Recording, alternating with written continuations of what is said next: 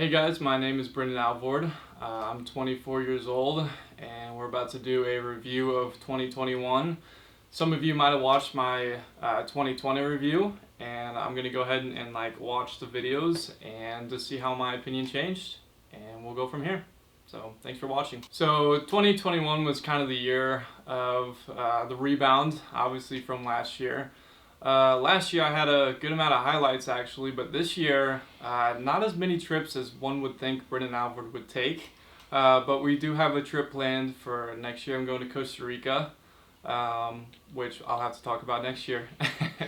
So I do want to mention I graduated college, so that is a huge highlight of this year of 2021. Had a family come in town for Christmas, and had a Friendsmas and a Friends Thanksgiving. Forgot what that one's called, but just this year is such a huge year for me of growth with my relationship with Christ, with my relationships with friends, and especially family. So this year had a lot of highlights, but we're going to go ahead and jump into the questions, and you're going to see a couple of last year's answers, and we'll talk about this year's answers. So here we go. So my predictions for myself in 1 year, which will be December 2021. What I know is I'll be done with college, thank God, at Lindenwood with my business administration degree. I'll be 24 years old. That's crazy to think about. And I'll have about 2 months left of my military career. Well, Brendan from 2020 was correct. I graduated college, thankfully. So, I mean, yeah, 2 months left. He said it all right. 2 months left of the military. Couldn't be more excited, to be honest. I'm over being in the military, to be honest, but I've enjoyed my time. I can't complain. The people I've met, everything about it has just been a journey, and I'm so thankful about that. So next year, though, I will be 25, which is absolutely disgusting, mid-20s, but I'm thankful to have made it 24 years and hopefully to 25. 25, I think I will have a career set down. I've been offered a job at Enterprise Rent-A-Car and Edward Jones, and between now and Costa Rica, I will be getting into seeing what's fit for me with benefits, salary, PTO, stuff like that. But next year, I don't know. I'm just looking forward to where God takes me. I think I'll be in St. Charles again by next year. I think I'll still have the same friend group. Obviously, we're all getting older and we're all going to go different places, but just because your friends go somewhere else doesn't mean that you can't stay friends with them. So yeah, I'll be 25 years old, probably career life. I don't plan on going back to college to get my master's degree, but yeah, I think that's where I'll be next year. Predictions for myself. I don't know. Right now, I'm kind of keeping myself open to a relationship, like the right relationship, but that's God willing, and we'll see where that is. So maybe I'll find myself in a relationship next year, but no rush to that. I still see myself working at the DMV, the good old DMV. But still with the same group. I see myself in St. Charles by next year, but I'm keeping my doors open and my opportunities large. So that's where I see myself in a year. Oh, Brendan. Oh, boy. Okay. Well, I'm not in a relationship, which is, okay. I'm going to keep this in, but Josh is behind the camera, and he's laughing so hard because he knows every single freaking thing that's happened to me in this past year. So shout out to Josh. But no, I'm not in a relationship. And you know what? The Lord is enough in my life, and I'm not just saying that, but I've truly accepted singleness per se. I mean, I truly do have a desire to get married one day and lead a family. But I'm content, man. You know, I'd definitely say it's more of a ministry for me to focus on right now is a possible relationship with being done with college and being able to provide more. But yeah, I'm not in a relationship. I already kind of talked about the friend group and everything with predictions. But career by next year, hanging out with the same people, wanting to meet more people. And will I be in a relationship next year? You know what, God, it's up to you, man. I'll follow wherever you go. But nah, it's alright. Okay. So advice to everyone watching this. Something I've really focused on this year is what happiness means. It's kind of silly, but the Declaration of Independence says pursuit of happiness. It doesn't say just straight up happiness. Why does it say pursuit of happiness instead of happiness? Does that mean we'll never obtain happiness, that we're always pursuing it? Or will we always find happiness? Because we know happiness can be taken away. So I think the advice specifically is pursue happiness. Does that mean you'll always reach it? No. But it's within that pursuit that you grow and you figure out who is there for you. And I think something that's really important is finding that happiness within yourself. And that's something I'm really trying to give to people and myself, is know how to pursue happiness and what's within that. And when you obtain happiness, see if you really have it, because it can always be taken away from you. Man, that's deep. 2020 was a rough year for me when it comes to response. I definitely responded to turning to the world that year. Like, it was crazy. So my definition of happiness was, I think that's good advice. Like, truly, it's just, I didn't really know what happiness was. I think that's why my advice was so, revolved around happiness, because 2020 was just a year of responding quickly and not truly thinking about what I was going through and turning to the Lord. So that's crazy. But my advice for this year and the future Brendan, and for those watching, is when it comes to a standstill, you've met up with a brick wall that seems like it's 100 feet high and you don't know how to go around it. First, turn to the Lord, because He can beat that wall. He can beat that journey and what seems like a standstill of where you don't know where to go. And then one thing also within that is, a lot of people like to gradually make things harder for themselves instead of making your first step forward the hardest step.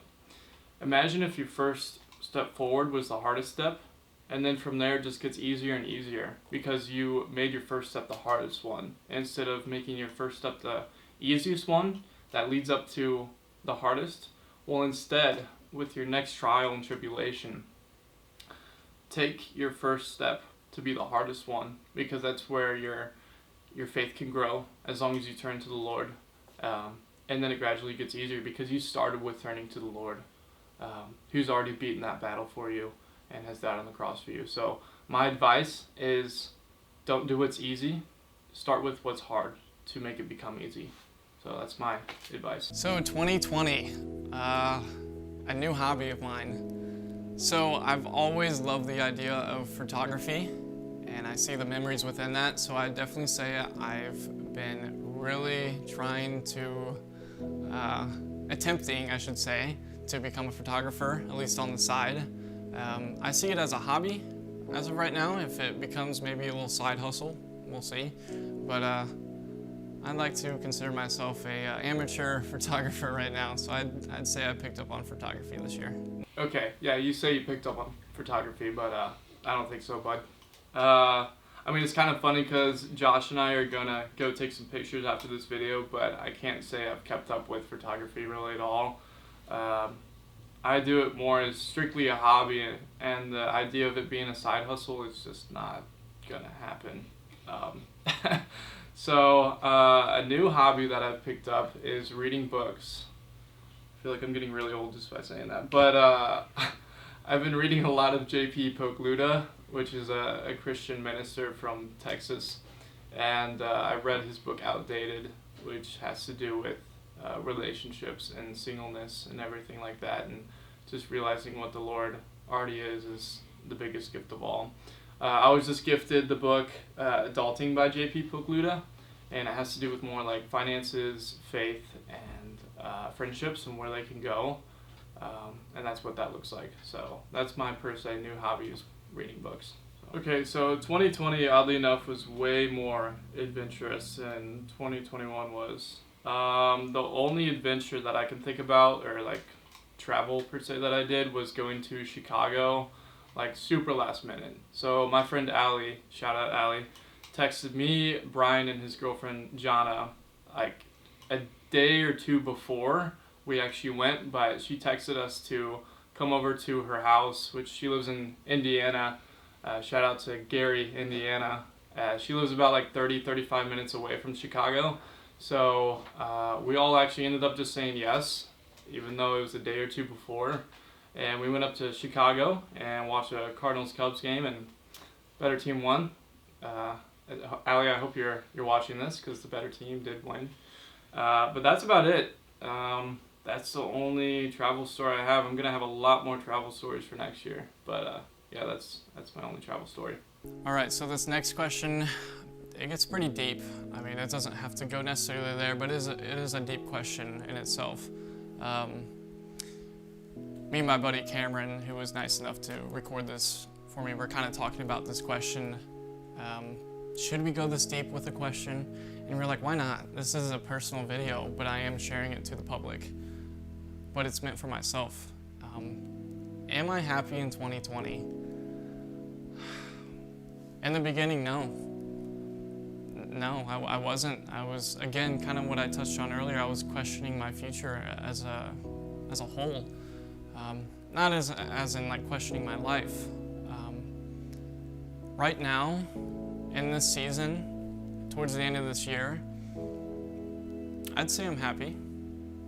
I'm slow to say that because there's such a level, such a weight to that word. But I'd say that this year of 2020 gradually went up of the word happy. And I think I have my family to thank, my friends to thank, and most of all, my faith in Jesus Christ to thank for my happiness. So 2020, was I happy as a whole? In between. I think it went up on the rise of happiness, but I am happier right now taking this video. It's so crazy. Yeah, the reason I wasn't happy early in 2020 is because I didn't rest in the Lord one bit at all. I can 100% say without hesitation I am happy. Not happy because of what this world has to offer me again, but I'm happy because I have faith in Jesus Christ. Now I will admit, it's so easy to say that, and then everything that's been offered to me through friendship, through a church community, can be all taken away tomorrow. Would it be hard as a response? Oh my gosh, yeah. That would be super difficult because I'm super extroverted. I think a lot of people are so quick to say, yeah, I'm happy, yeah, I know where I'm at, but what if everything was taken away from you tomorrow? How would you respond? I can truly say that I am happy through Christ and Christ alone. So whatever he takes away, you know, it would be difficult, but I know who to turn to. Just like we can read in with Job in his response to literally everything being taken away. So I can 100% say I am happy within 2021 without hesitation. So I definitely would like to expound more of just like seeking discomfort every day within your faith and life, but this year's advice is just one word. It's simply serve. If you live your life without serving, then I'd say you've gained nothing. It's almost selfish to not serve. Treat others how you wish to be treated. You can serve in your community, you can serve within your church, you can serve within your household. I think a lot of people think when they hear the word serve, it's people they don't know or a community they don't know, which is great. But you can serve those who are closest to you by making a meal for them, by telling them the story of Jesus Christ. I mean, that's serving them 100%. That's saving them from hell. Serving is where you almost grow more than the other person that you served did, in a sense. Because you're out of your comfort zone, you're seeking discomfort within serving, but that's what I would truly say. In conclusion of this video, first off, I want to thank everyone who's watched this video. I hope it's shown you something. I hope it shows you that I'm vulnerable in a world that's not. Again, these videos are meant for me and my family and my friends, even though I'm posting it to the public. But I'm just so excited to share this and to keep looking back to years to come of how I've grown. This year has been easier, and I'm blessed to say that because many can't say it has been easy. Now to myself, looking back in this video when I'm 60, 40, I pray that you're still within the faith, because the Lord is alive, God is alive. And I hope you're serving, and I hope you're in a loving family if the Lord calls you to that, and I hope you're serving your wife every day and serving your children every day as a leader that's spoken within the book of Joshua. Again, thanks to everyone for watching. Thanks for listening to me and being vulnerable and honest. And here's to 2022. See you guys.